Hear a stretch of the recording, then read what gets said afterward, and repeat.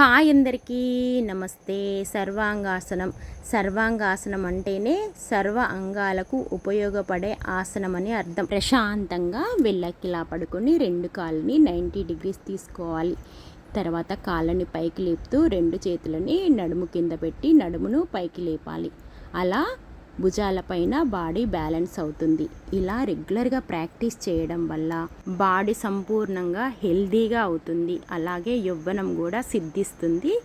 మెల్లిగా అందులో నుంచి హలాసనంలోకి వెళ్ళాలి. 2 కాళ్ళు తల మీద నుంచి వెనక్కి తీసుకొని భూమిపైన ఆనించి అలా ఉండగలిగినంతసేపు ఉండాలి. ఈ సర్వాంగాసన్ హలాసన్ 2 నిపుణుల పర్యవేక్షణలోనే చెయ్యాలి. ఈ హలాసనము సర్వాంగాసనము రెగ్యులర్గా చేయడం వల్ల హలము అంటే నాగలి భూమిని దున్నే నాగలి పోజ్ అన్నమాట. ఈ 2 ఆసనాలు చేయడం వల్ల బాడీ బ్రెయిన్ ఫుల్ షార్ప్ అయ్యి యవ్వనంగా తయారవుతుంది.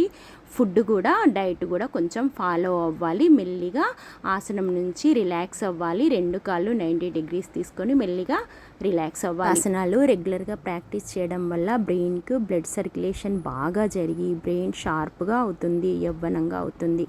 Thank you for watching.